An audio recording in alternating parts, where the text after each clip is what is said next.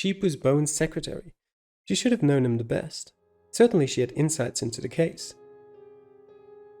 You want to talk about that? I mean, I guess, yeah, I can answer your questions. Awesome. First up, when was the last time you had direct contact with Amadeus? It was a bit after Snake had come in. He talked with me a bit on the intercom, not really about anything productive. So he was still alive by the point that a horse had already left. He didn't even bother to talk to you face to face in the morning? From the sounds of things, he was lying on the couch. He had a habit of doing things like that. That's an odd habit to have. Yeah, well, I don't think people really understand what Amadeus was like. I've never met someone who was so confident at all times. And he had good reason, because no matter the situation, he was always in control. He knew how to strike at your weaknesses. He certainly knew mine. Oh? Don't get me wrong, I could never condone murder, never ever. But I mean, I get why Aaron did what he did. Amadeus did a lot of things I don't like to remember. He was a very, very, very, very bad boss. I can't imagine how he treated Aaron. Not too badly, I'd imagine, or else why'd the two go out to drink like that? What? Or else why'd the two go out to drink like that was something normal? What? Mouse, please, you're having a stroke. Yeah, well, it's not like Amadeus always had it easy either. He had a pretty rough time of it when he was a kid. Who gives a shit? That's an understandable response. Say, Mouse, what would you do with a horrible past? How would you handle it? Me? More save points. Jesus. Remember it. Even if it's stuff you'd rather not remember? Oh, what? You're gonna shy away from some memories just because they scare you? You're gonna act like a baby? That's... Look, life sucks. You go through a lot of shit. But I've found that generally going through that stuff makes you better, stronger, you know? Yeah, you're right. It'd be foolish to just forget the past. Obviously. Anyways, I've got to get going. Oh, okay then. Curiosity sated, I left Cheap to herself. Can I generally talk to everyone? Let me have a drink quickly.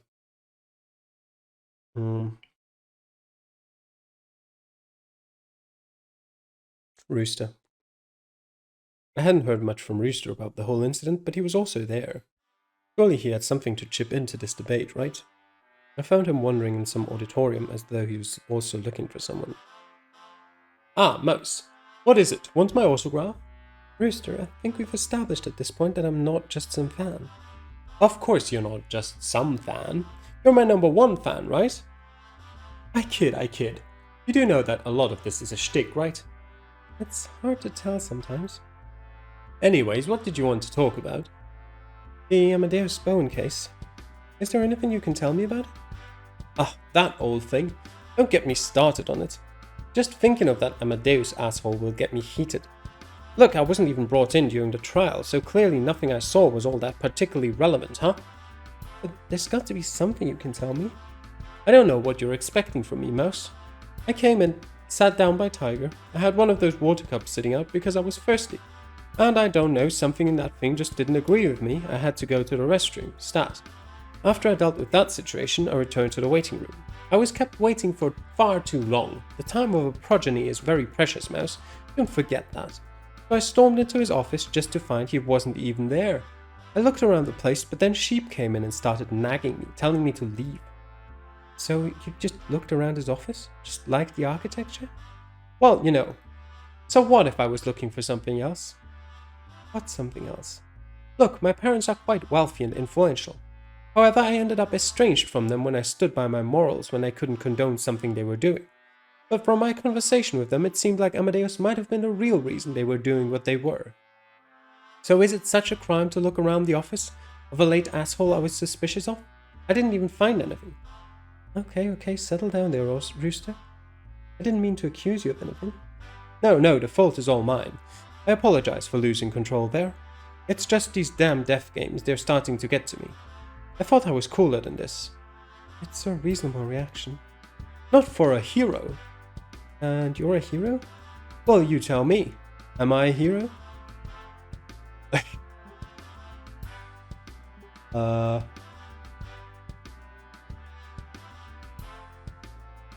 Sure you are.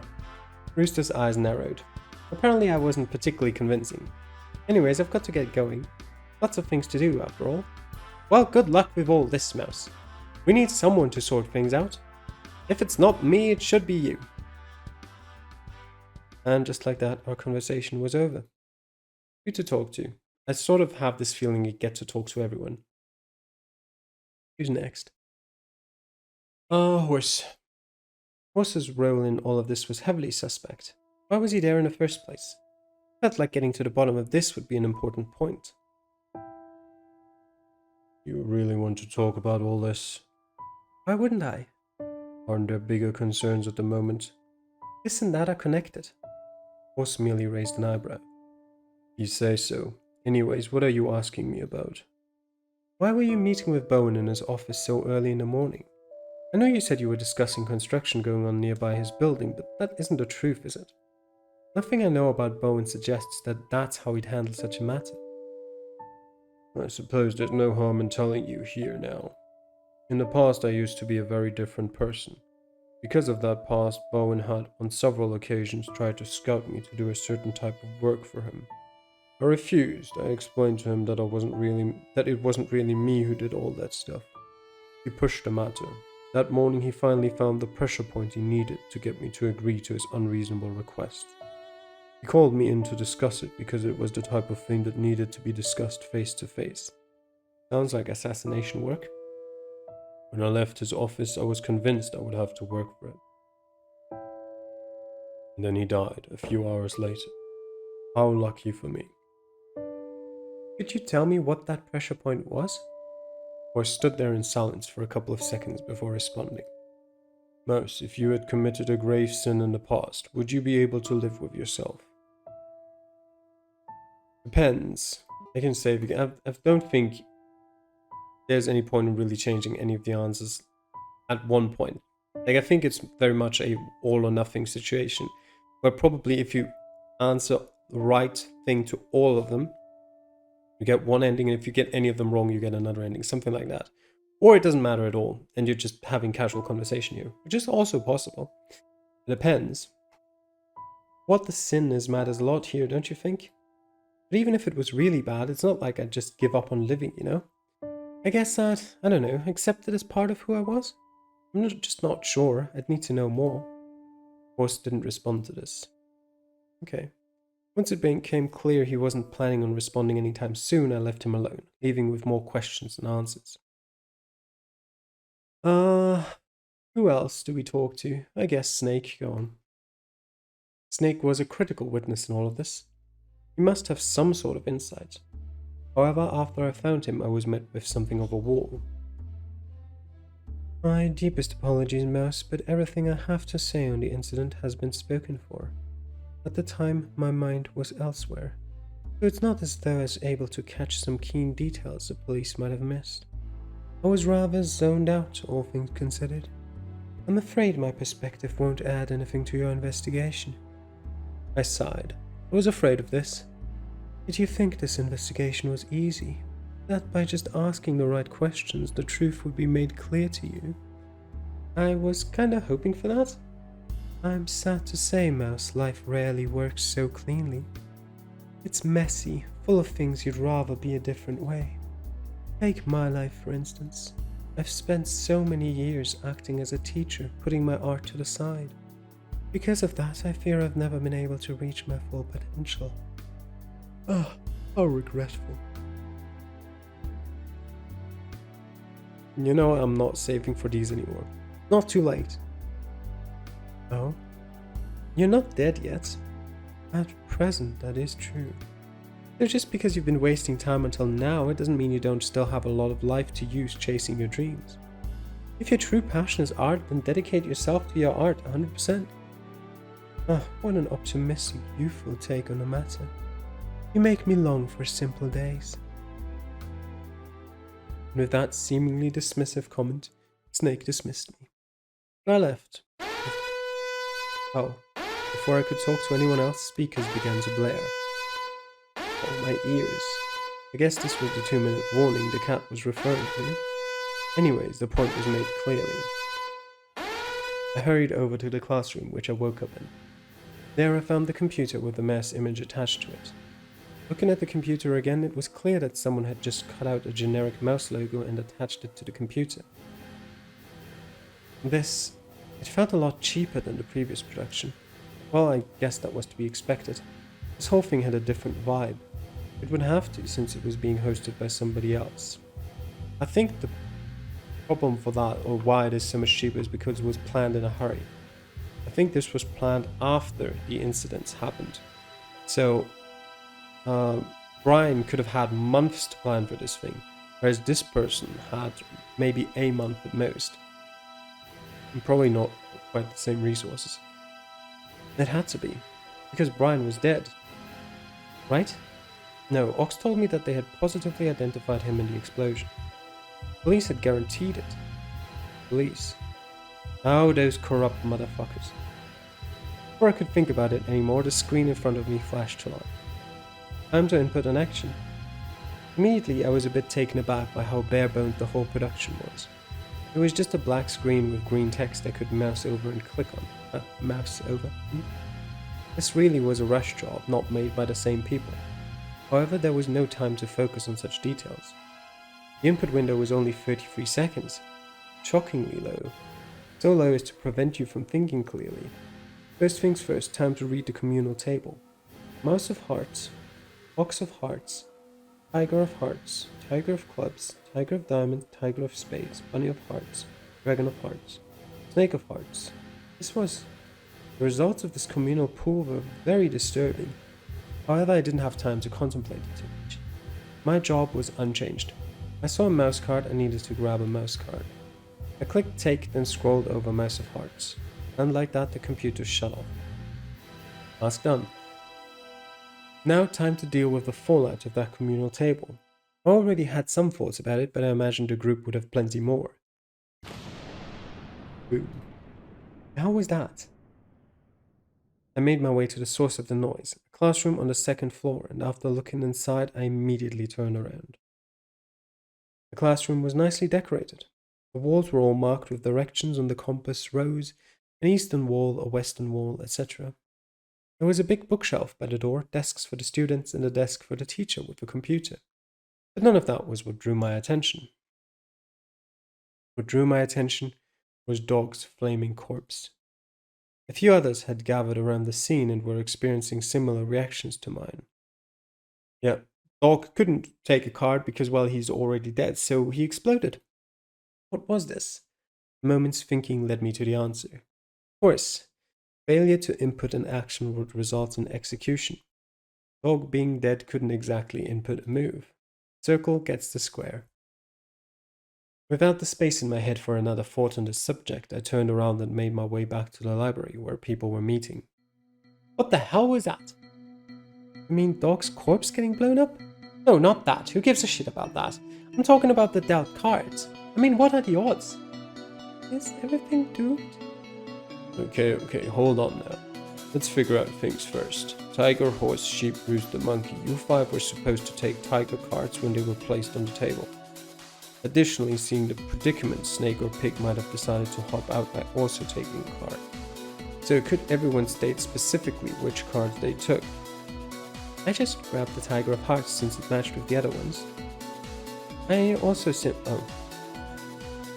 simply grabbed the first Tiger card I saw. That is the Tiger of Hearts. I thought we needed to try and rip up Tiger cards, so I chose the Tiger of Diamonds. I decided the best was often saved for last, hence I took the Tiger of Spades. I also took the Tiger of Spades. I thought it the least likely card to be taken. I didn't know what to do. I didn't want to be seen as suspicious or anything, so I didn't do anything. I just checked Snake. He didn't have a card. I wonder if that action determined the number of cards someone had at the start of the round or at the end. That point was ambiguous. At any rate, I realized the predicament we may be getting ourselves into, and I decided to pick a Tiger card. Specifically, the Tiger of Diamonds. Okay, so it sounds like everything worked out, right? Multiple people took 3 types of the tiger card, so those should be destroyed. And nobody took the tiger of clubs, so we can destroy that next round. Then everything will be great. Alright. Good, good. And we're not screwed. Oh, Bunny. Must you always act so deceitfully? Huh? Oh, you're a clever one, aren't you? You should be aware that what you just described couldn't have happened. Wait, it couldn't have? Let's start with a simple fact. The distribution of those cards were anything but random. Well, I suppose the cat never explicitly stated that they would be random, so this is still above board. At any rate, they very specifically flooded us with the type of card we wanted to destroy in order to reduce our ability to destroy it. That's also the reason why the other cards were all ones that people were tasked with collecting, to reduce the amount of potential crossfire. But then here's a question, why go through all this trouble if we're all working together? There's already a traitor in our midst. Wait, really? Last time the traitors were assigned with a public announcement. We have no assurance that this will play by the same rules. And this game would be far too easy if there were no such traitor. Exactly. I'm surprised Horse of all people was the one to catch on. At any rate, if the cat is willing to deliberately send out cards in order to mess with us, there are various other things that wouldn't explicitly be against the rules.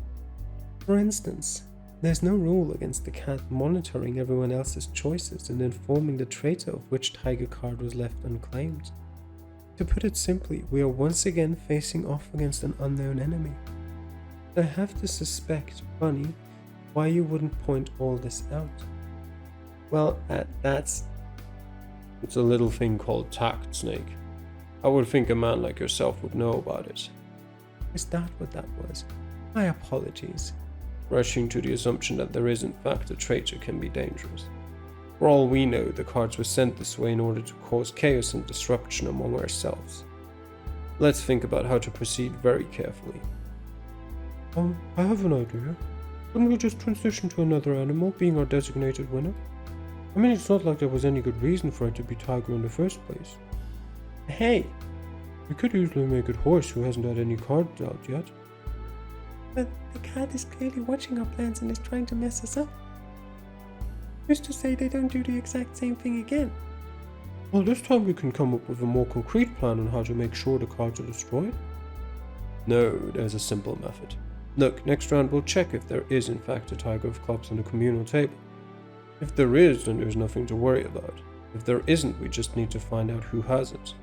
Since the other 3 types of tiger cards were taken by specifically 2 people, if one person didn't take the card they claimed, the other person would have received the card they attempted to take. Therefore, if next round you have the card you attempted to take, you know who took it. With that in mind, the 6 people who took tiger cards should check the 6 people who didn't to see who has something they're not supposed to. Tiger, you can check me. Snake, you check dragon. Rooster, check mouse. Monkey, check pig. Horse, check bunny, and although it's likely a moot point, sheep can check dog. With this, we'll know exactly what happened to the card. The rest of us will give Tiger our cards to try and raise her score. Even if all 4 of us do it, she'll only reach a score of 8, so we don't need to worry yet. If Tiger took Tiger card, she'll reach 11. And it's game over. I don't quite know what the outcome of that would be, actually. I think because I understood the rules, sort of, but I didn't quite get the part about who then wins and who loses.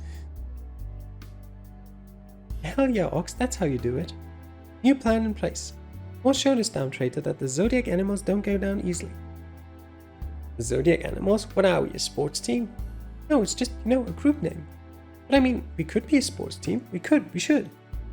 We'll pass. But Ox's plan makes sense. I think we should go with that. Very well then, this sounds acceptable. I guess we can go with it. And like that, the group order had been re-established. However, it felt markedly more fragile than before, like it was a hair's breadth away from shattering. That couldn't be helped. As the group split up, I decided to resume my investigation. Who to talk to? I don't know, Dragon? Sure. I still couldn't fit Dragon into the puzzle. For that reason alone, I needed to talk to her. She didn't look all too pleased to see me. Don't you have better things to do? Whatever, ask away. Thank you, Dragon. Yeah, just get on with it. I mean, to put it simply, are you sure you have no connection to all of this? No connection at all? I knew I'd tell you, okay? Although, okay, actually I do know. You do? Yeah, I heard something from Dog during our stay at his dungeon. Apparently I used to run by his bar pretty frequently around the time of the incident. Really? Yeah, and once he said that, I realized that I did recognize him. He was right, I was a semi-regular customer of his a while back. But his place was usually the end of my bar crawls, not the start of them. Hardly remember anything from that time. But, I mean, that's a connection. That's gotta be why you were bored. So then something important must have happened there. You think I don't know that, Dickwood? Ever since Doc told me that, I've been focusing, thinking.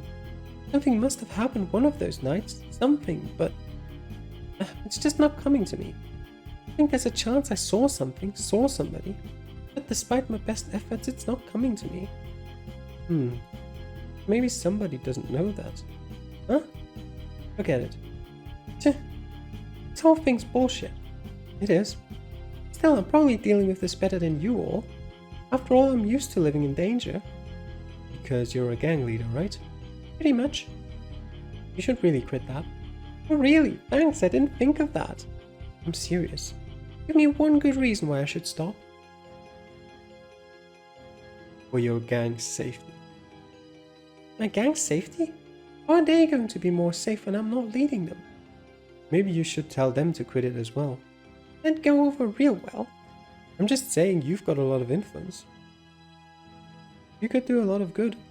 Or if you keep going at the rate you're going, you could get a bunch of your friends killed. Fuck you, what do you know about loss?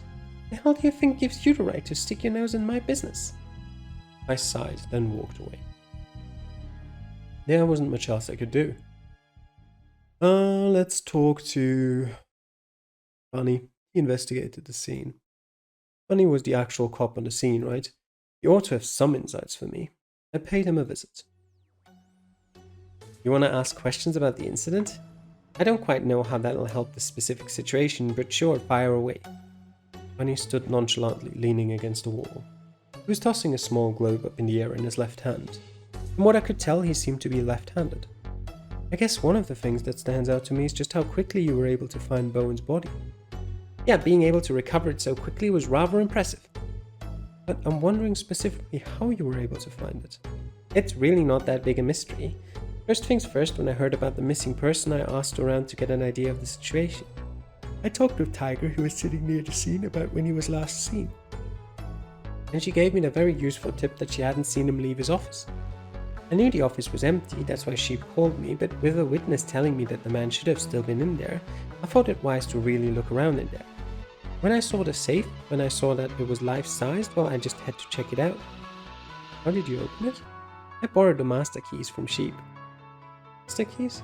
Yeah, they could lock and unlock pretty much anything in the building, including the safe. With them, you don't need to know the safe's passcode. Seems pretty irresponsible to let those also access the safe. I guess Bowen trusted Sheep. Alright then. I guess that all adds up. You pass. I pass? Well, good for me.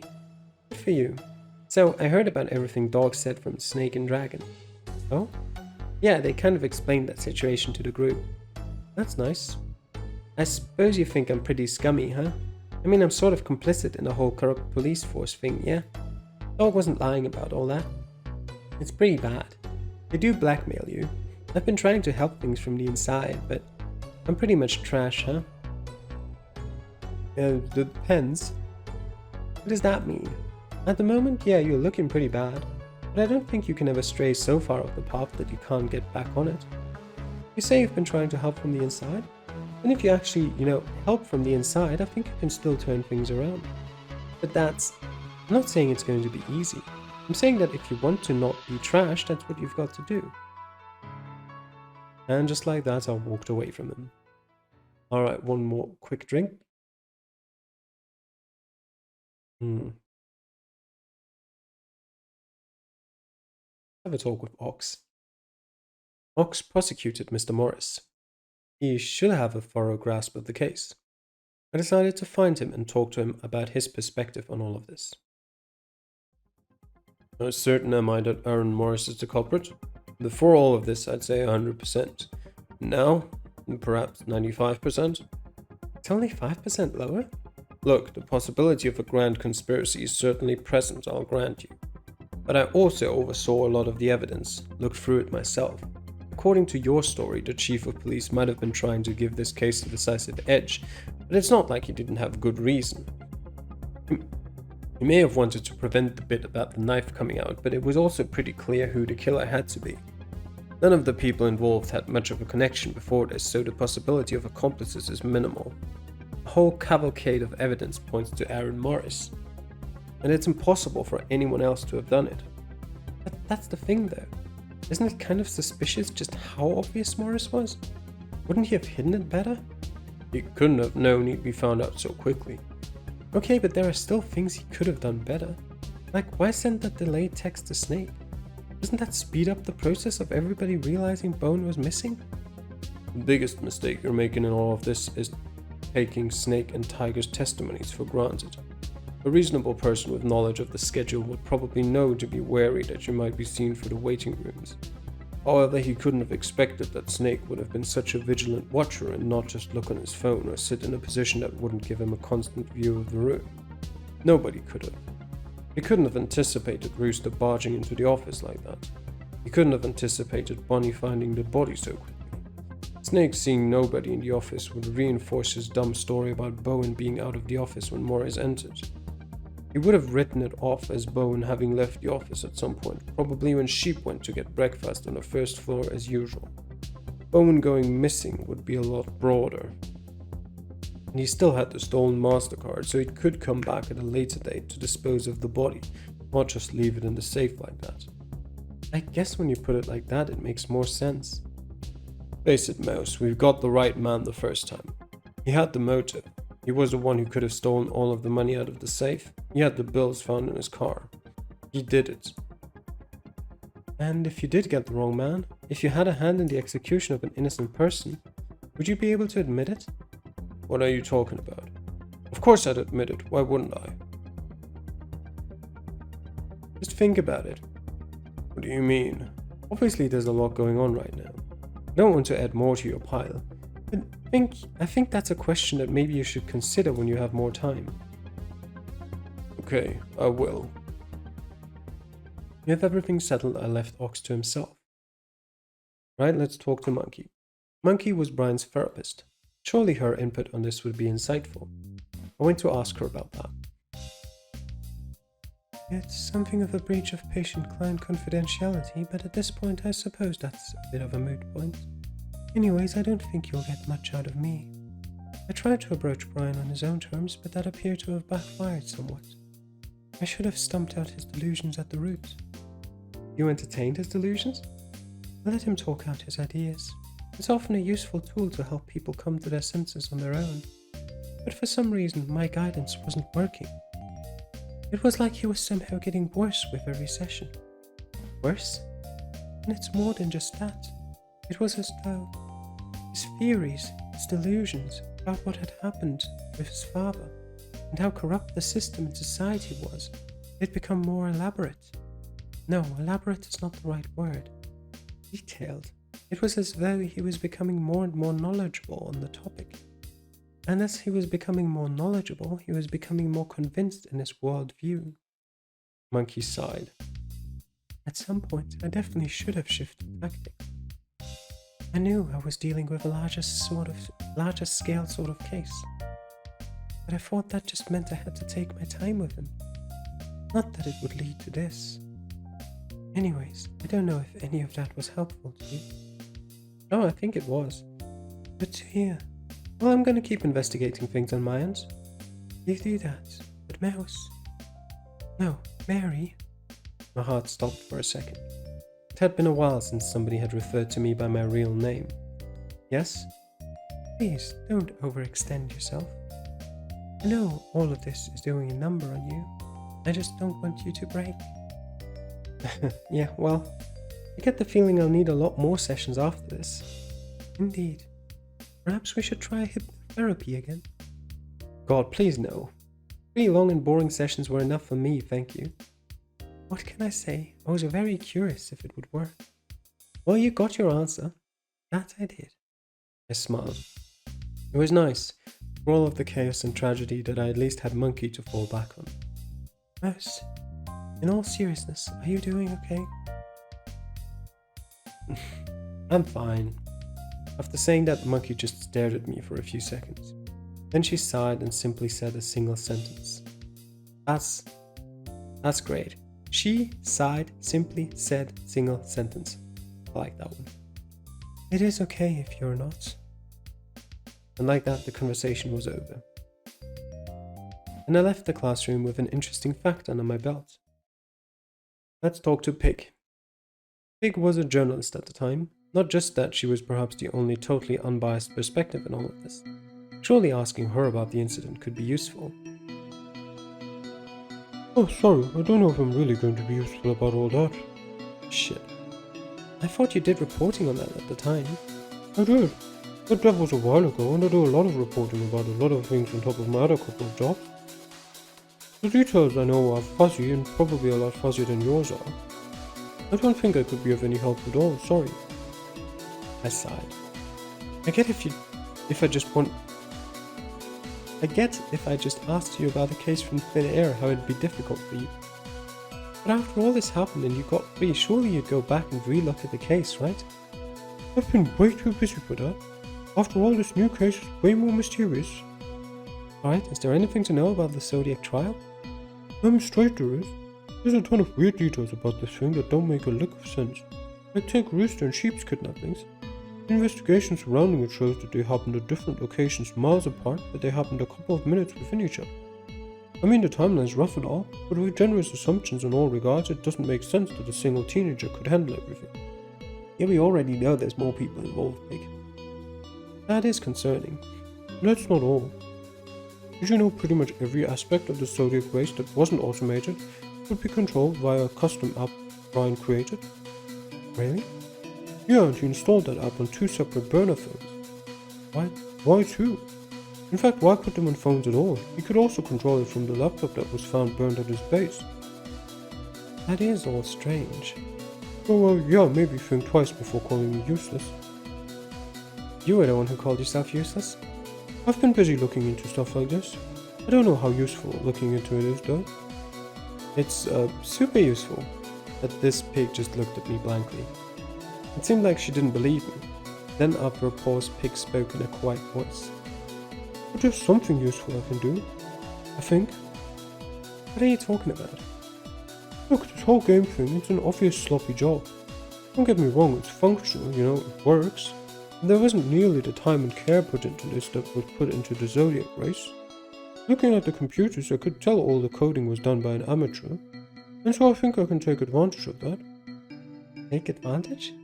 How would you do that? The programs running on the computers that are happening atop the computer's usual functions.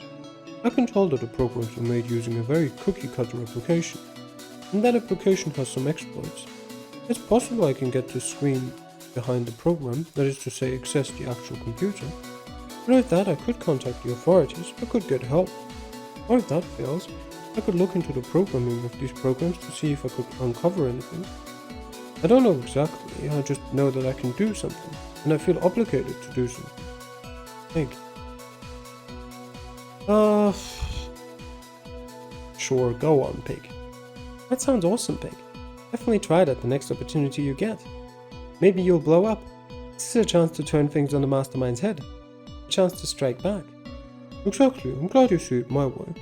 Alright, then I'll go ahead with this plan. I don't want to be complacent anymore. No, I can't be passive anymore. This is my life, you know, and my life on the line. I'm not just going to roll over and die. That's for certain. And with those oddly determined words, Pig walked away. Huh.